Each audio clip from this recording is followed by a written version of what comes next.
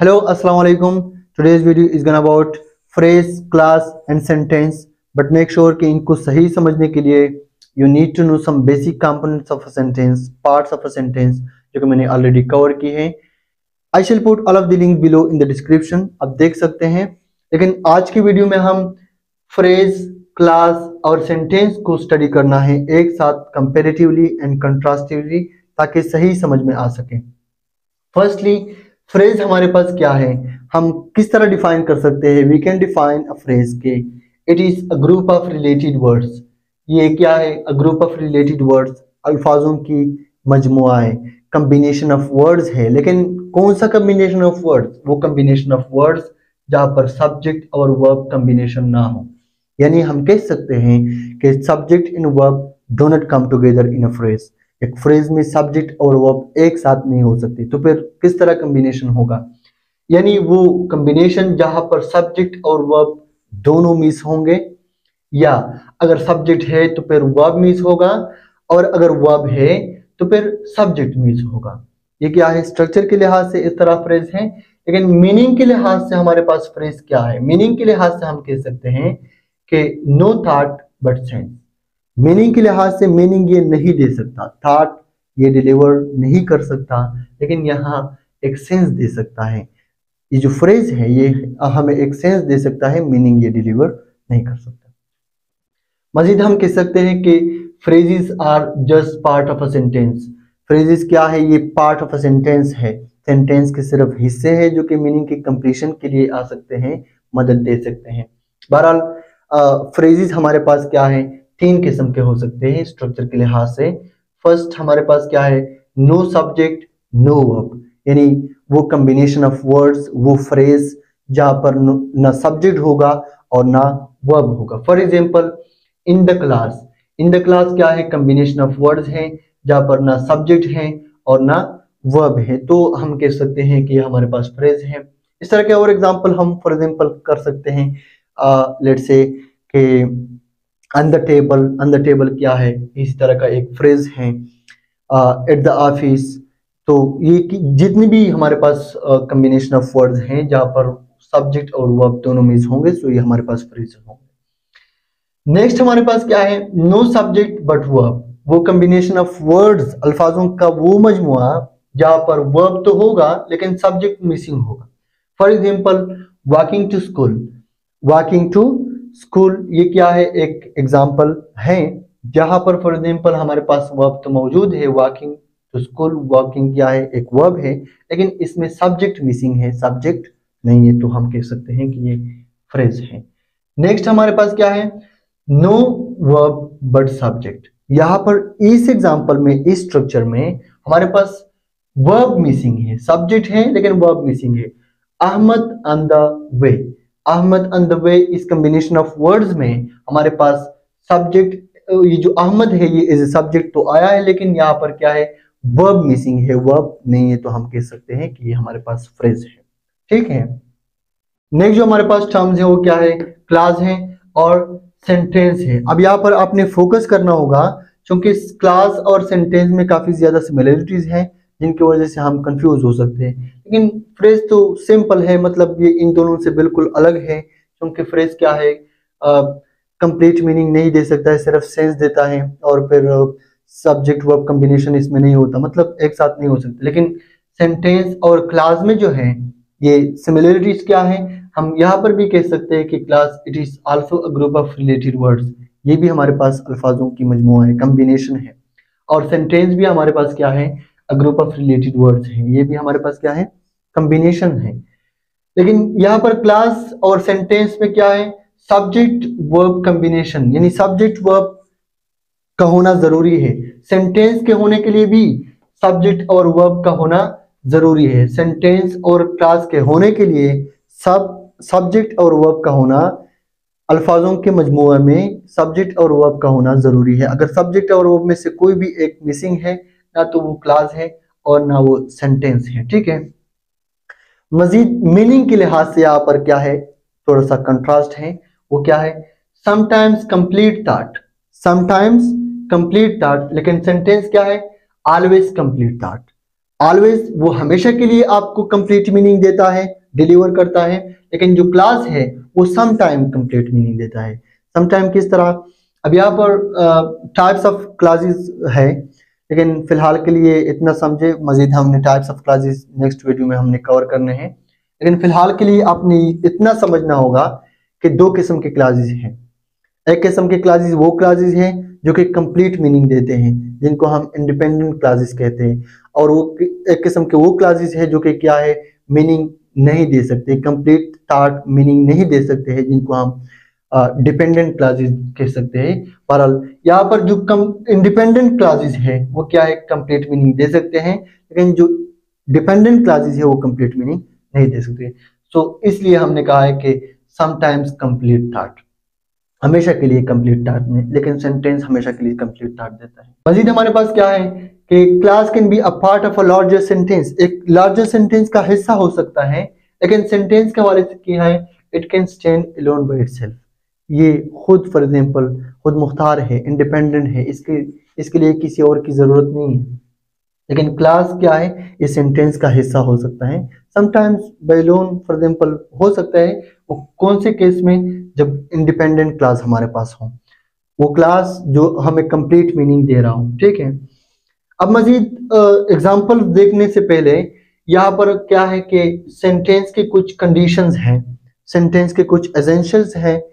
ये 4 एसेंशियल्स अगर पूरे नहीं है, ये कंडीशंस अगर पूरे नहीं है, तो ये एक सेंटेंस नहीं हो सकता। एक सेंटेंस के होने के लिए ये 4 एसेंशियल्स का होना, पूरे होना जरूरी है।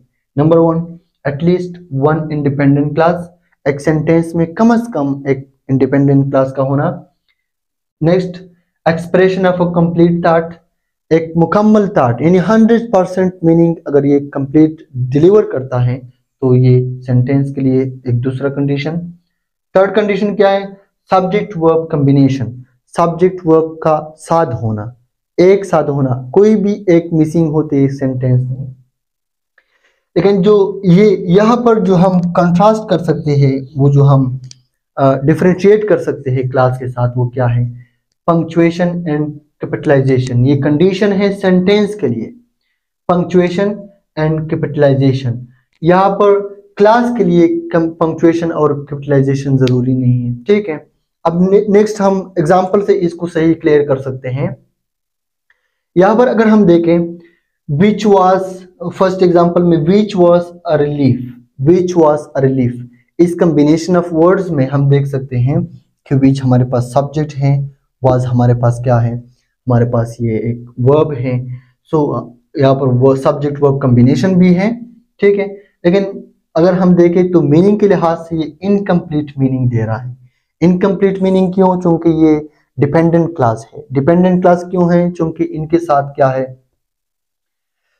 डिपेंडेंट क्लास सिग्नल्स हैं। डिपेंडेंट क्लास सिग्नल्स क्या है, यानी कोऑर्डिनेटर्स जिनको हम कहते हैं, कोऑर्डिनेटर्स जब हम कोऑर्डिनेटर्स को क्लासेस के साथ ऐड करते हैं तो वो क्लास डिपेंडेंट बन जाता है। किस तरह? वो कौन से कोऑर्डिनेटर्स? वो कोऑर्डिनेटर्स हमारे पास जो वर्ड्स है, for example which, because, therefore, ठीक है, आफ्टर, ये सारे क्या है, दीज आर कोऑर्डिनेटर्स जो कि एक क्लास को डिपेंडेंट बना देता है, मीनिंगलेस, वो जो मीनिंग कंप्लीट मीनिंग दे रहा होता है ना, तो उसको खत्म कर देता है। ठीक है, सो विच हमारे पास क्या है, एक यहाँ पर एक कोऑर्डिनेटर इसके साथ इस्तेमाल है। दैट इज व्हाई हम कह सकते हैं कि इस कोऑर्डिनेटर की वजह से मीनिंग कंप्लीट नहीं दे सकता है।